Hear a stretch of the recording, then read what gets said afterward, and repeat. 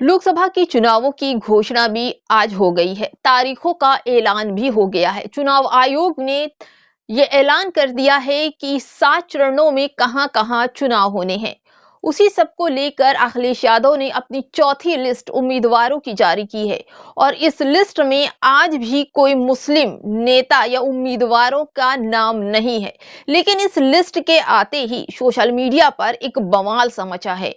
दलित समुदाय के जो लोग हैं वो अखिलेश यादव की इस लिस्ट का विरोध कर रहे हैं।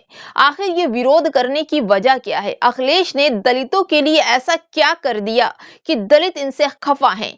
आजकल तो अखिलेश यादव की यादव समाज भी अखिलेश से खफा चल रहे हैं और चुनाव की लिस्ट भी अखिलेश यादव दनादन दिए चले जा रहे हैं। आखिर इस लिस्ट में वजह क्या है जो दलित समाज नाराज चल रहा है?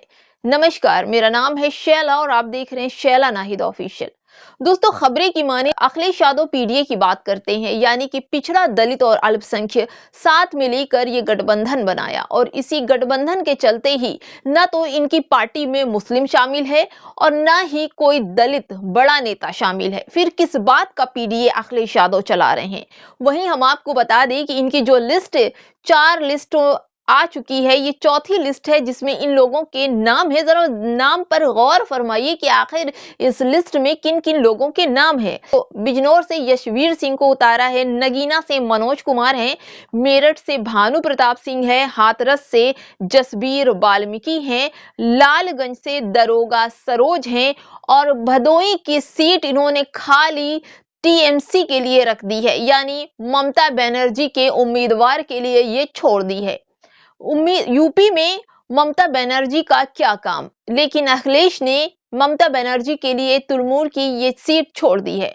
जबकि अखिलेश यादव ने भी हाल ही में चंद्रशेखर से बहुत ही करीबी देखे जा रहे थे। चंद्रशेखर अखिलेश यादव के बहुत ही करीब आ रहे थे। कई जगहों पर उनको स्पॉट भी किया गया साथ साथ।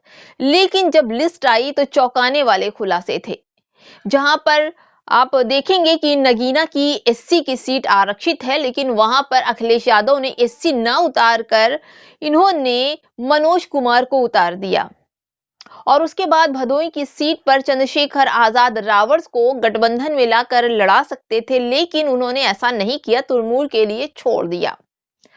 आखिर इसी सब को लेकर कई ऐसे लोग हैं जो ये कह रहे हैं कि पीडीए की बात करने वाले अखिलेश यादव दलित पिछड़ा समाज के विरोधी हैं। ये दलित समाज से नफरत करते हैं और उनका विरोध करते हैं ताकि वो ऊंचे पद पर न जाने पाए। अखिलेश यादव को लेकर कई ऐसे ट्वीट हैं। थोड़ा सा मैं आपको एक दो ट्वीट पढ़ के सुना देती हूँ। जैसे एक भानु नंद है, उन्होंने कहा है कि समाजवादी पार्टी ने भदोई लोकसभा सीट यानी टीएमसी पार्टी के लिए छोड़ दिया, जिसका उत्तर प्रदेश में अभी तक कोई अस्तित्व ही नहीं है। ये बात सही है। उसके बाद उन्होंने एक और आनंद कुमार हैं, वो लिखते हैं कि लोकसभा सीट नगीना सिर्फ चंद्रशेखर जीतेंगे, स्क्रीनशॉट निकाल कर रख लो। यानी कि ये भी चाहते हैं कि नगीना से चुनाव चंद्रशेखर आजाद रावण लड़े। एक और हैं अनुरुद्ध सिंह, उन्होंने अखिलेश यादव पर निशाना साधते हुए कहा कि अखिलेश यादव जी ममता बनर्जी के लिए यूपी में एक सीट छोड़ सकते हैं, किंतु चंद्रशेखर आजाद के लिए क्यों नहीं?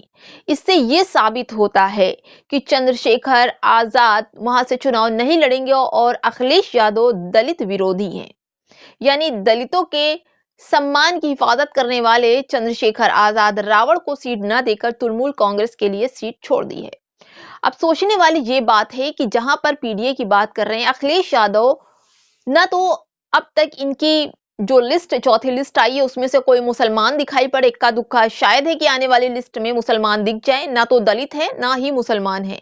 तो इससे क्या साबित होता है कि अखिलेश यादव मुस्लिम विरोधी पीडीए चला रहे हैं, दलित विरोधी पीडीए चला रहे हैं। आखिर जब चंद्रशेखर को नहीं लिया गया, टीएमसी के लिए सीट छोड़ दिया गया।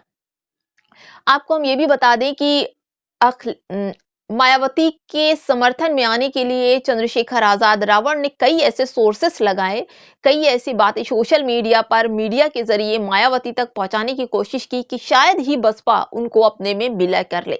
लेकिन अब तक मायावती की तरफ से कोई भी हामी नहीं भरी गई है।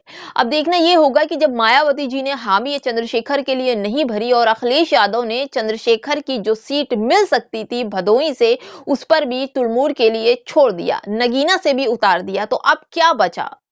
चंद्रशेखर अब किस पार्टी से चुनाव लड़ेंगे? अपनी केतली के सैंबल पर लड़ेंगे या फिर अभी भी वक्त है कि गठबंधन में आ जाएंगे?